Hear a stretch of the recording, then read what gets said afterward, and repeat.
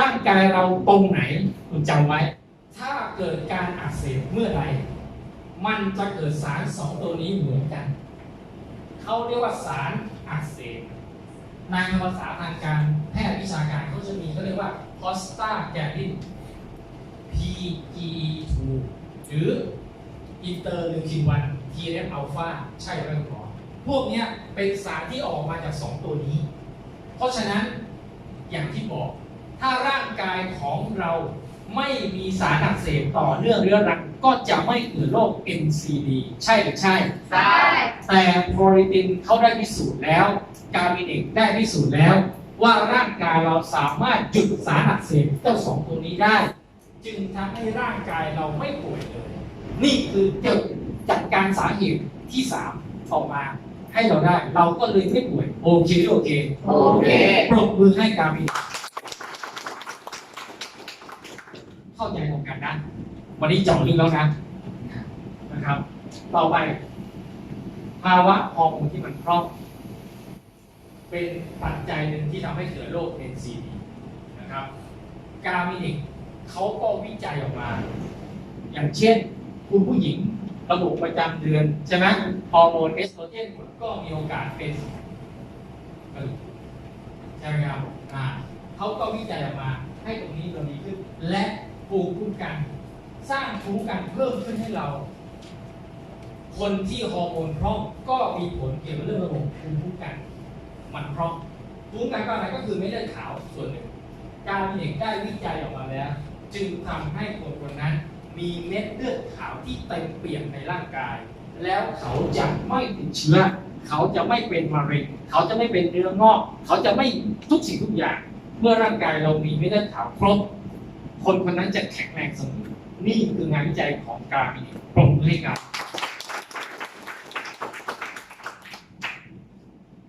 นั้นนี่คือพูดให้ฟังหัวใจกามิเนกนะตอนนี้จะพูดทีละตัวอันนี้สำคัญทีละตัวพอหมดทีละตัวแล้วผมจะให้เป็นทีละโรคโพลิตันหรือเซอร์ติตันนะเขาจะเปลี่ยนเป็นโพลิตันตัวนี้เขาเรียกว่าสีน้ำตาล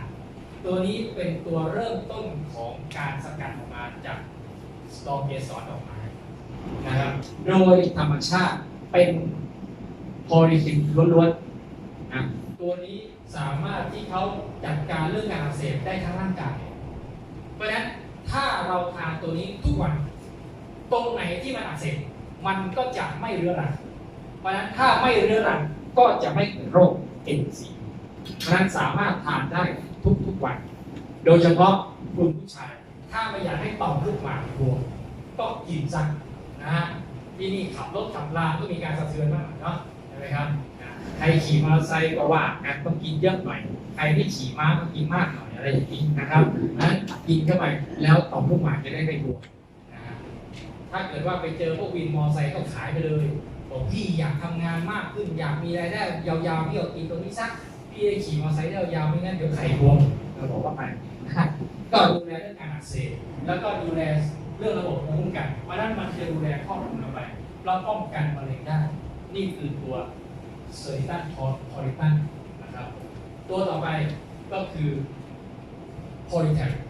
นะเราใช้ชื่อเดิมโพลิแทคตัวนี้ช่วยดูแลเรื่องการสร้างกระดูก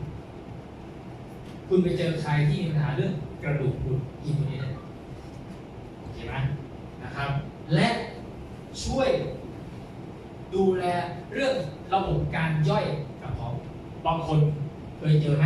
กินข้าวแล้วท้องอืดท้องเฟ้อออกมานั่นแหละแสดงว่าระบบการย่อยกระเพาะไม่ดีผมได้ยินข่าวดีมาที่นี่ต่อไปที่นี่เราจะสามารถตรวจสอบคนป่วยได้ดีขึ้นและผมจะมาสอนเรื่องการตรวจเพิ่มขึ้นโอเคลูกเพราะในการตรวจด้วยเครื่องมันจะฟ้องเลยว่ากระเพาะคุณเป็นยังไงคุณก็สามารถขายโพลิแทคได้กระเพาะเรามันจะมีการบีบปั๊บแล้วก็ปล่อยน้ำลเพราะฉะนั้นถ้าการบีบไม่ดีการดูดซึมไม่ดีต้องกินโพลิแทคช่วยนะครับแต่เริ่มต้นเลยเนี่ยถ้าคุณไม่ให้กระเพาะทำงานหนักคุณต้องช่วยกระเพาะ คุณกินข้าวแต่ละจานคุณทำได้ไหม1 คำเคี้ยวให้มันได้30 ครั้งแล้วค่อยกลืนทำได้ไหมไม่ได้ ผมก็ทำไม่ได้ ผมก็เลยกินโพลิแทคโอเคไหมโอเคแค่คุณไปยืนพูดพี่เคี้ยวข้าวได้ไหม30 ครั้งไม่ได้นั่นแหละพี่ต้องกินโพลิแทคมันจะช่วยย่อยได้ดีขึ้นแล้วก็ช่วยดูแลเรื่องระบบประสาทส่วนกลางหูตาจมูกให้มันทำงานเพราะฉะนั้นกินเพื่อป้องกันเหมือนกับตัวโพลิตันได้กินอย่างละเม็ดเช้าเย็นก็โอเคแล้วของเราเข้มข้นไม่ต้องกินเยอะไม่ต้องไปอัดเยอะนะครับบางคนกินไปเยอะแล้วนอนไม่หลับครับตกใจเฮ้ยกินไม่ได้มีผลข้างเคียงเปล่าเลยไม่ใช่คุณต้องย้อนกลับไปดูกระบวนการเมตาบอลิซึมร่างกายเราเวลาสร้างพลังงานคุณจำไว้คุณทำงานกินข้าวเสร็จแล้วมานั่งฟังผมอย่างเงี้ยใช้พลังงานใช้ตาดูหูฟังสมองคิดมันต้องสร้างพลังงานออกมาที่มันเสียไปจากการใช้สายตาจากการใช้สมองคิดนะจากการใช้หูฟังเซลล์มันต้องเอาพลังงานกลับคืนเข้าไปพอเวลามันทำกระบวนการนี้ปุ๊บคุณจะได้คาร์บอนไดออกไซด์มาแป๊บเดียวเดี๋ยวง่วงนอนนั่งหลับเสร็จนั่งปั๊บแล้วขอไปฉี่นั่นคือสิ่งที่ได้ออกมาและสิ่งที่3มันจะเกิดยีสต์เกิดความร้อนเพราะบางคนทำไมกินแล้วตัวหลุมๆร้อนๆทำอะไรไม่ได้นั่นแหละคือผลพลอยได้จากการสร้างพลังงานไม่ต้องตกเนี่ยโอเคไหมเพราะฉะนั้นไปบอกเขาถ้าเกิดใครเกิดลุมๆร้อนๆทำให้เหงื่อออกแล้วจะหายหรือบางคนก็เขาที่แล้วมาเล่าให้ฟังคนป่วยตัวร้อนทำไงแม่อยู่นอนห้องแอร์ก็ปิดแอร์สิ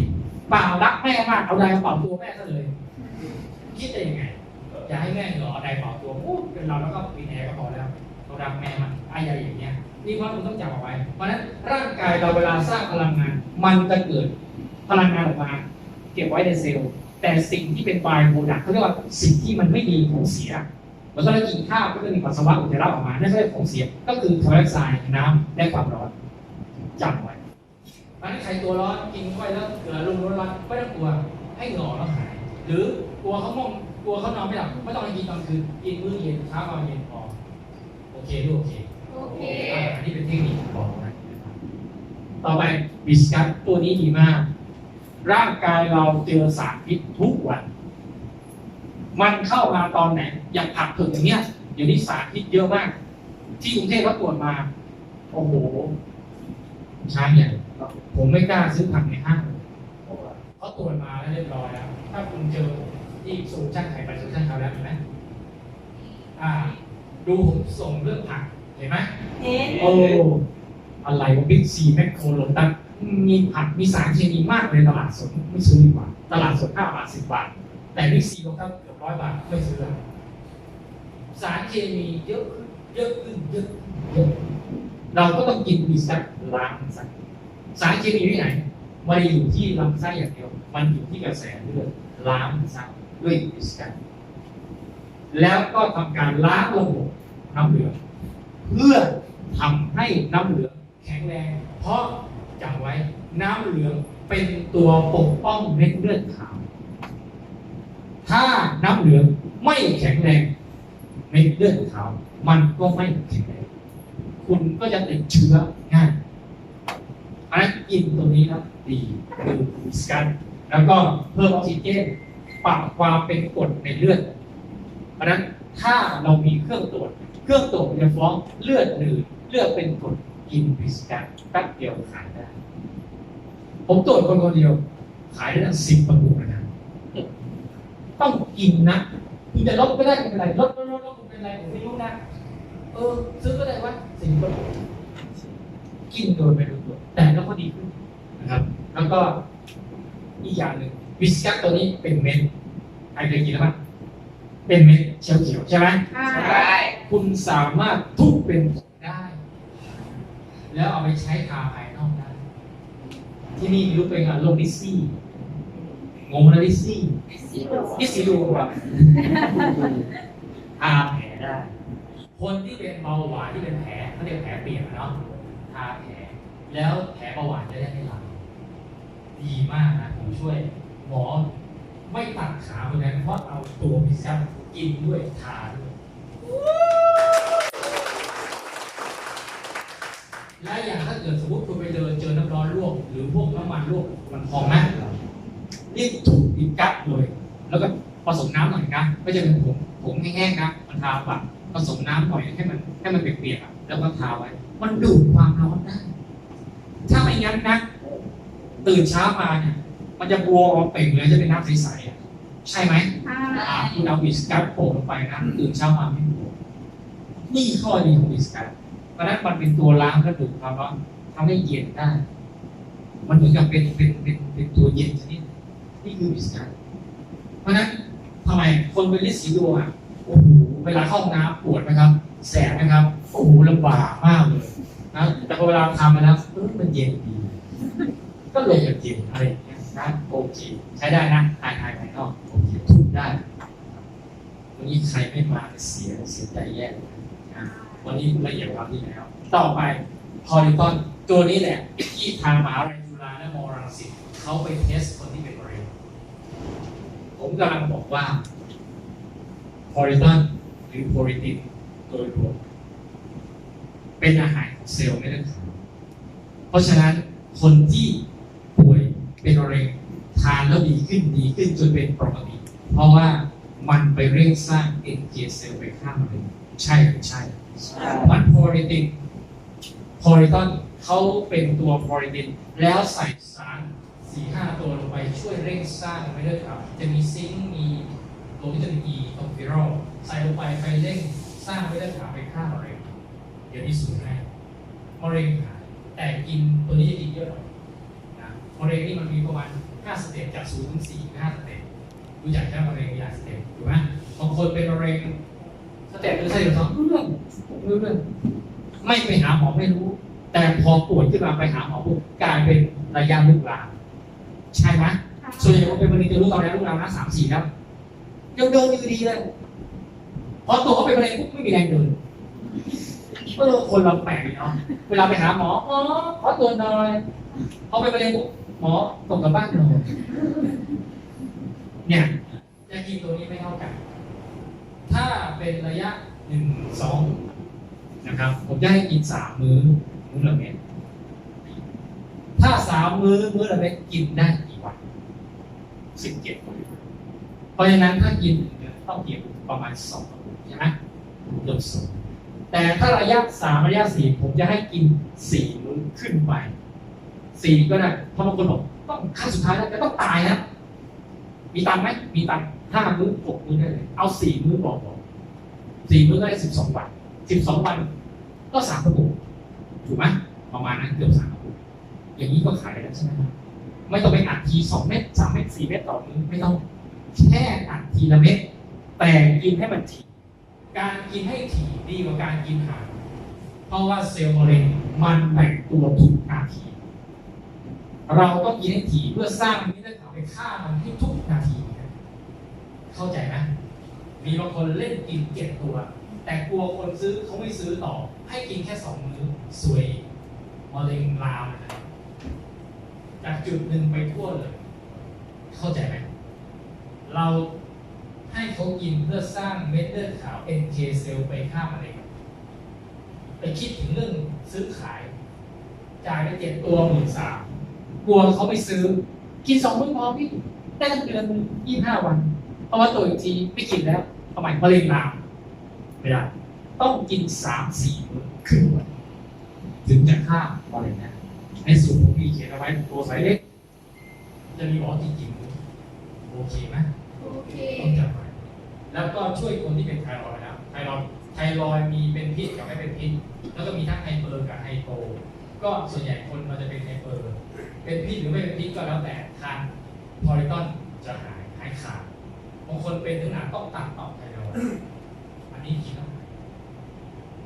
เป็นเบาหวานกันเบาหวานประเภท2นะประเภท1ไม่ต้องพูดถึงอาจใช้ได้เวลายาวแต่คนส่วนใหญ่จะเป็นเบาหวานประเภท2ที่นี่เป็นเบาหวานกันเยอะใช่ไหมครับให้กินเลยนะพอลิตอนมันจะบางคนถึงขนาดว่าต้องกินยาบางคนถึงขนาดต้องฉีด ก็มีถูกไหมครับถ้าฉี่นี่คือแรงนะ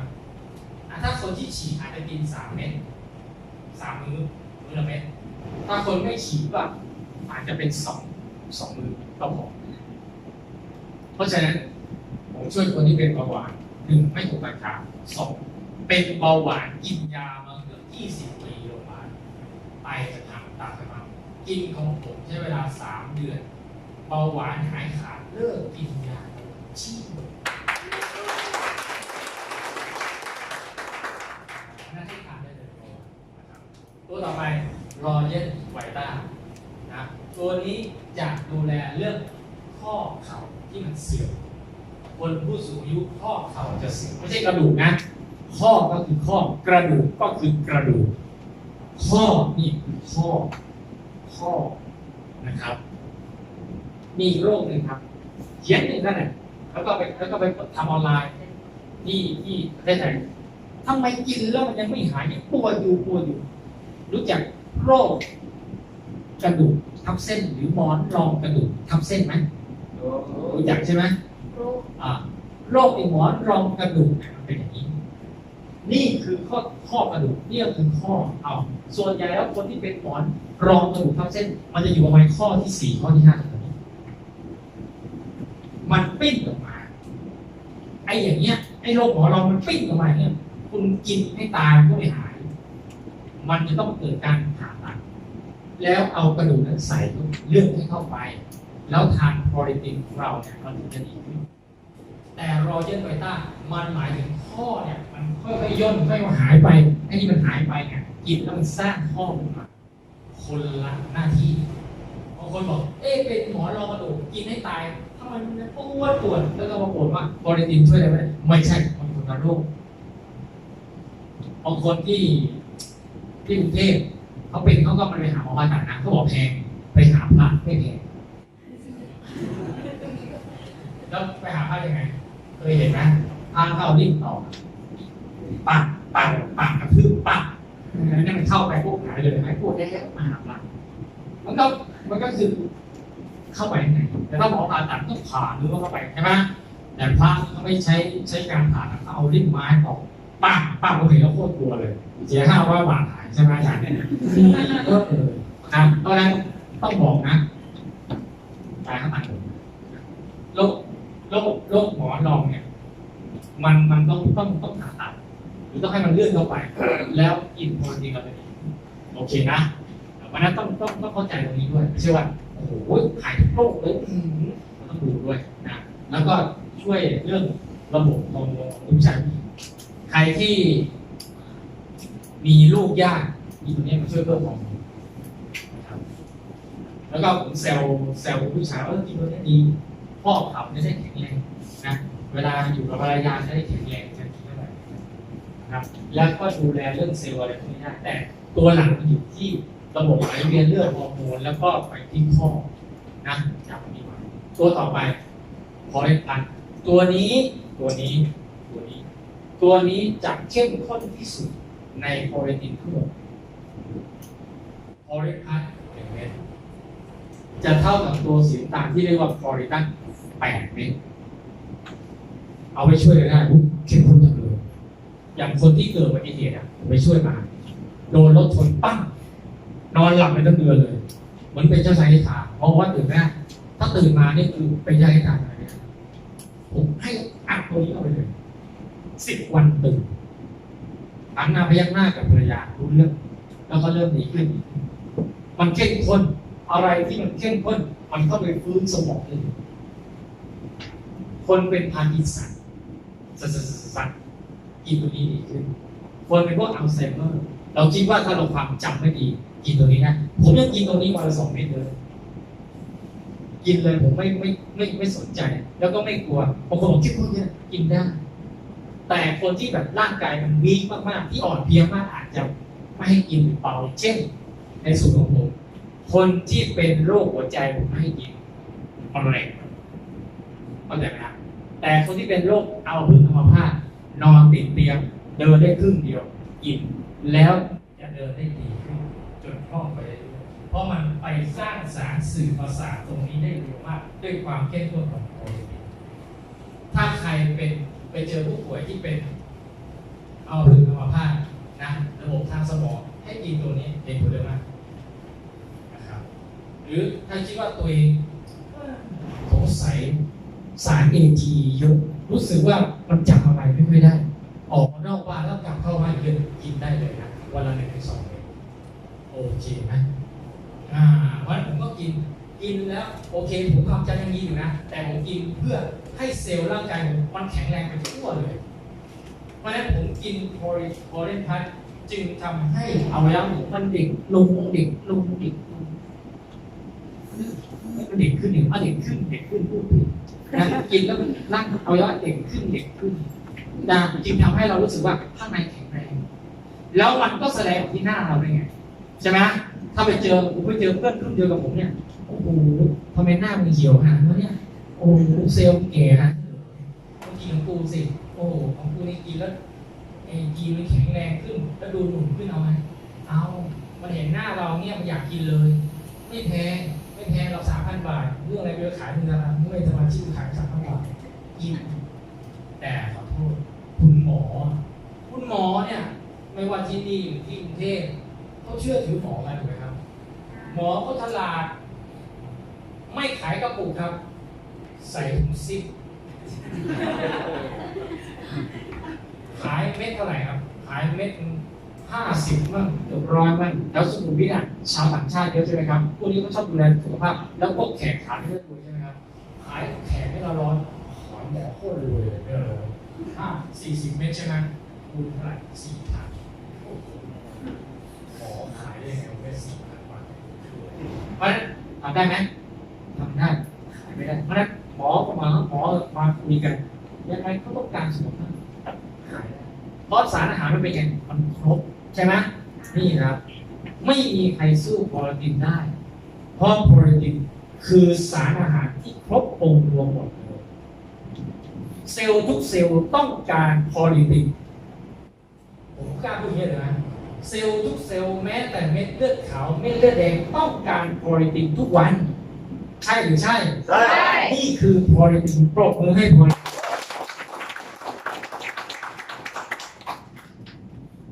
ตัวต่อไปอันนี้ก็สำคัญใครที่ชอบกินเหล้าใครที่ชอบไปกินทานเลี้ยงต้องกินลิโวโรวันจะทำหน้าที่ในการกระตุ้นให้ตับทำงานดีขึ้นลิโวโรวันตับจะแข็งแรงช่วยจัดการพวกไขมันพอกตับไอ้พวกชอบกินมันไขมันพอกตับแล้วมันมีผลจะทำให้เกิดการทำผืนทำให้เกิดตับและก็เป็นมะเร็งลิโวโรทูทำหน้าที่ในการล้างแอลกอฮอล์ไม่ให้ตับแข็งเนี่ยผู้ชายยิ้มน่าดีใจนะลิโวโรทูล้างแอลกอฮอล์แล้วก็ล้างพวกยาที่คนกินยามาเป็นปีเป็นชาติเนี่ยนะแล้วก็พวกสมุนไพรหรือสิ่งต่างๆที่พวกสารพิษที่มันอยู่ที่ตับเนี่ยนะเวลาร่างกายมีรับสารอะไรที่แปลกๆตับจะเป็นตัวเก็บเอาไว้เพราะฉะนั้นตับสำคัญมากต้องรักษาตับให้ดีเชื่อไหมครับคนที่เป็นตับแข็งมากๆเนี่ยหมอไม่รับหมอบอกว่าแล้วแต่ท้องบวมก็มาเจาะน้ำปวดท้องก็มากินยาหมอรักษาตามอาการพอตับแข็งมากๆหมอตัดทิ้งบอกว่าต้องเปลี่ยนตับแล้วถามว่าจะเอาตับไข่เขาเนี่ย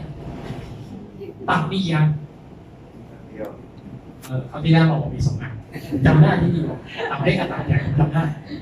ผมอยากไปเล่าให้ฟังเลยว่าที่สปป.เขาบอกมีตับประมาณตับเล็กกับตับใหญ่ที่เราบอกมีด้วยไม่รู้สิที่นี่เขาไม่เสียที่อื่นตับมี2 ตับก็คือประเทศไทยเรียกว่าตับอ่อนใช่ไหมกับตับเพราะฉะนั้นตัวตับเนี่ยหรือลิเวอร์เนี่ยมันเป็นหัวใจในร่างกายเพราะว่ามันเป็นตัวสร้างหลายอย่างตับเนี่ยมันสำหรับเก็บวิตามินเก็บไกลโปรตีนแร่ธาตุเอาไว้เห็นไหมตับเป็นตัวจัดการพวกเชื้อโรคเก็บเอาไว้เปลี่ยนกรดยูเรียกรดยูริกเป็นยูเรียเปลี่ยนพวกยาต่างๆเอาไว้แล้วตับเป็นตัวผลิตภูมิคุ้มกันโปรตีนโค้ดแฟกเตอร์น้ำดีฮอร์โมนไขมันส่งต่อของเลือดสำคัญนะโอ้ โคตรสำคัญเลยตับเพราะฉะนั้นคุณอย่าทำให้ตับคุณเสียด้วยนะแล้วเวลาเราเปลี่ยนจะเปลี่ยนใครเรามีอันเดียวไม่ใช่ตายไปมี2 อันใช่เปล่า ใช่ เปลี่ยนใครจะให้ตับเสียเนี่ยขอซื้อจากเขาได้ไหมซื้อจากเขาปุ๊บเนี่ยจะทำยังไงดีเนี่ยฉันก็ไม่มีตังค์กันขอซื้อได้ไหมจริงไหม จริง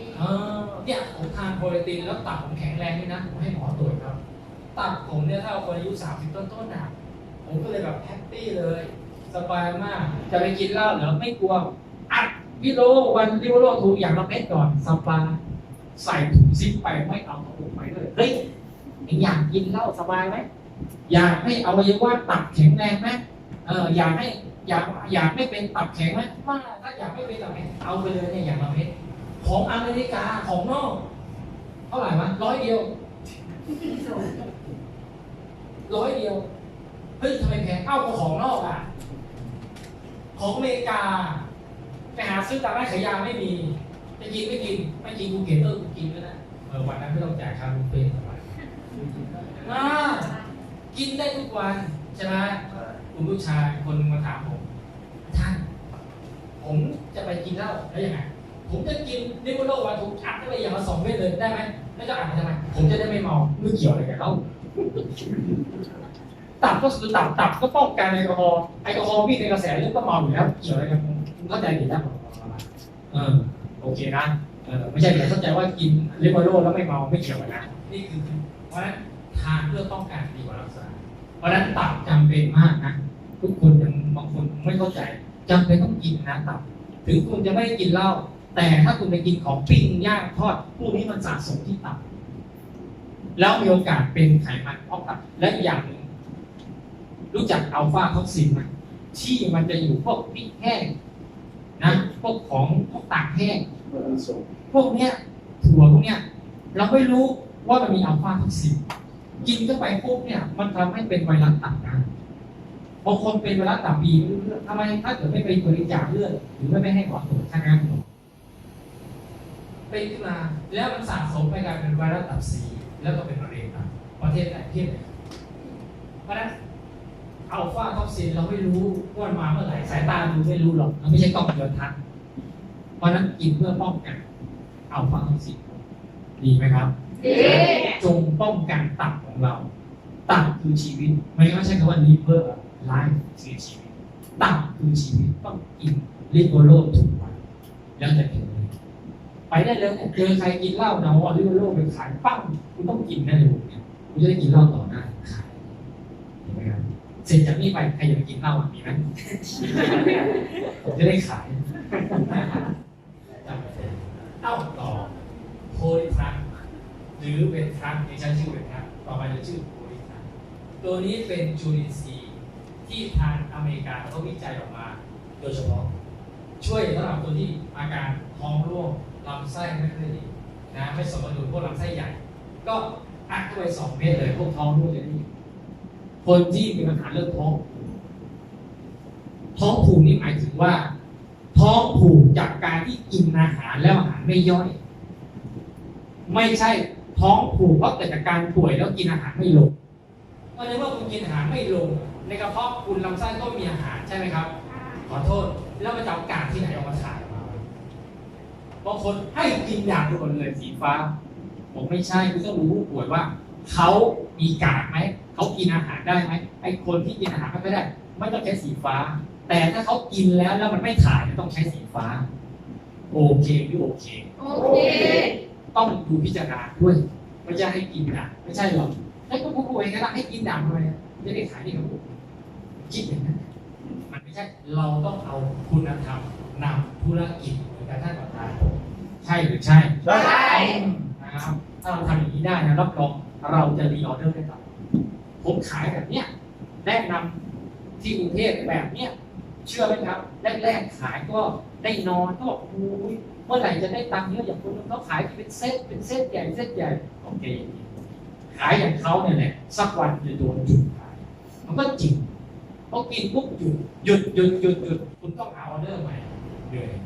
แต่ขายอย่างผม3 ตัว 2 ตัว 3 ตัว 4 ตัวแค่นี้นะครับได้รีออเดอร์ตลอดแถมคนนี้ไปแนะนำคนป่วยคนนึงมาให้ยกตัวอย่างมีน้องคนหนึ่ง ไปเจอในออนไลน์คนก็เป็นวัณโรค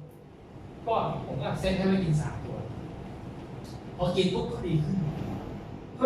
เกิดความศรัทธาในคอร์กินไปเจอคนป่วยเป็นพระนะครับแล้วญาติเขาโทรมาเขาเป็นมะเร็งแต่ผมจัดไปแค่3 ตัว3 ตัวก็จริงแต่ผมว่าโอ้ถ้ามะเร็งระยะ4สีม่วงเนี่ยต้องใช้3 กระปุกวิสกัสต้องใช้3 กระปุกตัวพอลิพัสใช้2 กระปุกนะครับ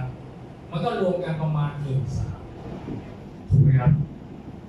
โอ้ยราคาสูงผมบอกเขาเลยว่าต้องกินทั้งหมดเลยนะครับแล้วเดี๋ยวพิเศษให้กินไปตอนนี้ดีขึ้นตอนนี้ไม่บ่นเลยว่าแพงโทรมาสั่งชุดที่23,000น้องเขาบอกพี่ดีใจจังเลยขายมาทั้งชาติไม่เคยขายได้10,000 กว่าผมปิดให้ทีเดียวตอนนี้ปิดไปเพราะฉะนั้นเราขายได้แบบพอดีไม่ต้องเยอะแล้วคุณจะได้เรียนเพราะคนจะรู้ว่าไม่เยอะอะไรแต่มันกินถี่เขาไม่รู้จริงไหมความเยอะอยู่ที่ความถี่ความเยอะเราไม่มองที่กระปุกคนเห็นกระปุกเยอะปูไม่กินแล้วทำไมหลายอย่างถูกไหมครับเพราะฉะนั้นกินแค่นี้แต่กินให้มันถี่สีม่วงอะไรเนี้ยก็เลยขายได้นะครับต่อตัวนี้สำคัญมากคนที่เป็นโรคหัวใจต้องกินเพราะมันช่วยดูแลเรื่องกล้ามเนื้อหัวใจคนที่แบบเป็นโรคหัวใจช็อกกล้ามเนื้อหัวใจต้องทำงานถ้ากล้ามเนื้อหัวใจไม่ทำงานไม่ได้ช็อกตายนะครับเซอร์มินอลหรือพอลินอลเป็นสีส้มกินดูแลเรื่องโรคหัวใจได้ดีและ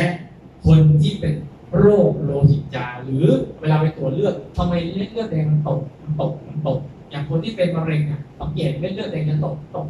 ต้องกินตัวนี้เสริมเห็นไหมปกติเมื่อกี้ให้กิน3 ตัวมะเร็งใช่ไหมเมื่อกี้มีคนโทรมาน้องโทรมาตรวจเลือดก็แล้วเขาเป็นมะเร็งไม่เลือดขาวไม่เลือดต่อเลือดผมมากินตัวนี้เพิ่ม2 นิ้วดีขึ้นยกเว้นคนที่เป็น2 โรคคือเป็นโรคไตไม่อยากให้กินเพราะมันมีธาตุเหล็กกับพวกโพแทสเซียมเยอะเดี๋ยวไตยิ่งสูง2 คนที่เป็นทาลัสซีเมียรู้จักไหมทาลัสซีเมียคือโรคที่เม็ดเลือดแดงมันตายก่อนอายุ120 วันพอเม็ดเลือดแดงมันแตกปุ๊บเม็ดเลือดแดงเรามีธาตุเหล็กอยู่ตรงกลางไหมธาตุเหล็กมันก็เยอะเกินไปบางทีตัวนี้เสริมไปมันไม่ได้เดี๋ยวเกินจะไปส่งโรคเพราะฉะนั้นคนที่เป็นโรคโลหิตจางคนเป็นโรคหัวใจคนที่มีปัญหาเรื่องเวียนหัวบ่อยบ้านน้ำในหูไม่ค่อยเท่ากันนอนไม่ค่อยหลับกินเลยเสริมจริงไหมเพราะฉะนั้นเวลาเราไปหาคนที่เขาป่วยเขาบอกฉันเป็นอะไรเป็นเบาหวานเป็นความดันใช่ไหมครับถามว่าเลือดเป็นโรคอะไรโรคไขทุกตัวเลยใช่ไหมครับอันนี้ก็ดูไปบางตัวที่มันเหมือนกันก็ซ้อนกันก็เราตัวเดียวเพราะนั้นจะได้เป็นว่าตัวนี้ดีมากนะทานดูแลเรื่องระบบเลือดเรื่องระบบหัวใจให้กล้ามหัวใจแข็งแรงขึ้นนะครับทำเป็นสแน็คตัวนี้เขาทำมาเพื่อไปบล็อกไขมันไปบล็อกแป้งไม่ให้ย่อยออกมาช่วยสำหรับคนที่ชอบกินของมันต้องกินเพราะคนที่กินมันบ่อยๆไอ้พวกข้าวขาหมูไอ้ข้าวมันพวกนี้มีโอกาสเป็นนิ่วในถุงน้ำดีได้กินแล้วป้องกันช่วยเรื่องเป็นนิ่วในถุงดีและคนที่เป็นแล้วก็กินได้มันจะได้ไม่ทำให้นิ่วเจริญเติบโตอีกนะครับรู้จักไหมฮะนิ่วในถุงน้ำดีมีนะแล้วก็คนที่อยากจะลดเชฟก็ทานได้แต่มันจะเกิดกระบวนการเผาผลาญได้เราต้องเอาไปออกกำลังกายมันจะได้เผาผลาญเพราะมันแค่บล็อกถูกไหมมันบล็อกของใหม่แต่ของเก่ามันจะเบิร์นได้ต้องการออกกำลังกายเท่านั้นนะไม่ใช่กินแล้วนอนไม่ได้ให้ของลงไม่ได้นะโอเคนะโอเคต่อตัวนี้เป็นซ่าท่านผู้หญิงที่หมดประจำเดือนควรจะกินท่านผู้หญิงที่มีปัญหานะครับอยากจะมีบุตรก็กินร่วมกับรอยยืดนะครับดีมากๆลืมบอกคุณผู้ชายเมื่อวานสื่อน้องเขาบอกมีสามีกับภรรยาคู่หนึ่ง ไลน์มาบอกว่าอยากจะมีบุตรเหรอแล้วสามีอายุเท่าไหร่26โอ้ยังหนุ่มนะไม่มีอยากมีบุตรแล้วภรรยา44โอ้เราเลยเข้าใจว่าทำไมอยากจะมีบุตรแสดงว่าเมียแก่แล้วเนาะเข้าใจเขาบอกว่าไม่มีบุตรเลยก็ถามไปผมก็ถามไปจนรู้ว่าผู้ชายคนนั้นสูบบุหรี่วันละ2 ซองการสูบบุหรี่มีผลทำให้อสุจิมันเสื่อมและตายเลยผมก็บอกว่ากินได้ผมบอกให้กินโพลีพัทวันละ3 เม็ดโพลีพัทนะไอตัวที่แพงที่สุดอ่ะกินแล้วอสุจิแข็งแรงกินเข้าไปแล้วอสุจิแข็งแรงนะแต่ผมก็บอกว่าให้ลดการสูบบุหรี่จะได้มีบุตรง่ายเหรอลดตอนไหนล่ะก็ตอนที่เพียงจะมีลูกกันเนี่ยถามเรื่องตอนถามจังผู้ชายกันเนี่ยลดตอนไหนก็จะมีลูกตอนไหนก็ไม่ต้องสูบดิคิดง่ายๆถามแปลกจะมีลูกลดตอนไหนก็ลดบุหรี่แล้วเขาจะได้มีลูกแล้วตัวโพลีพัทก็ช่วยเรื่องอสุจิผู้ชายได้ถึงไหนนะครับโอเคนะเล็กๆน้อยๆอย่าคิดมากแล้วก็ตัวเบรซ่าก็ช่วยคนเกี่ยวกับพวกสะเก็ดเงินนะหรือว่าภูมิแพ้ที่ชอบเกาแล้วแผลขึ้นนะตัวนี้มันช่วยสร้างเซลล์ขึ้นมาได้เร็วนะมันก็จะดีผลพลอยได้ก็คือเราไม่เป็นไรเราก็กินได้แล้วผิวมันจะเนียนเรียบเลยนะครับผิวถ้าผิวเนียนเนี่ยกินแล้วจะเนียนเรียบใสแต่มันยังไม่นุ่มถ้าจะนุ่มต้องใช้คอรัปนิกอยากจะรู้ว่านุ่มไม่นุ่มไม่ยากนะคุณผู้หญิงกับผู้ชายถ้าใครมาด้วยกันก็ลองจิ้มหน้ากันดูนะถ้ามันมีสปริงออกมาแสดงว่านุ่มแต่ถ้าจิ้มไปแล้วมันยุบเข้าไปแสดงไม่นุ่มนะก็ต้องกินคอรัปนิกแต่คุณต้องรู้ก่อนนะอันนี้เป็นความรู้ในร่างกายของมนุษย์เราจำไว้อันนี้เรื่องจริงไม่ได้พูดเล่นร่างกายของมนุษย์เราจะมีคอลลาเจนอยู่ร่างกายของมนุษย์เราเนี่ย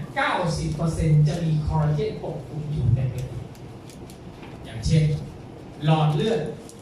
จะยืดหยุ่นหรือไม่ยืดหยุ่นผนังหลอดเลือดต้องมีคอลลาเจนชั้นนอกหน้าเราผิวเราก็มีคอลลาเจนถูกไหมมันถึงนุ่มถูกไหมครับข้อปอดกุ้งข้อก็มีคอลลาเจนกระดูกก็มีคอลลาเจนฟันเราก็มีคอลลาเจนหนังตาพวกนี้ก็คอลลาเจนพวกกล้ามเนื้อจะมีคอลลาเจนพวก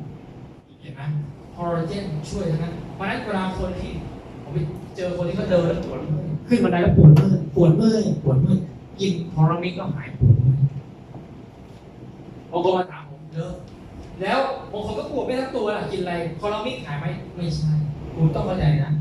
การปวดเมื่อยฟังดีๆการปวดเมื่อยถ้าเมื่อยตามเส้นเอ็นเหมือนกับคนยกของแล้วปวดเส้นเอ็นแสดงว่าคนที่นั้นไม่เข้าออกกำลังกายปวดเมื่อยต้องกินคอลลาเจนนะ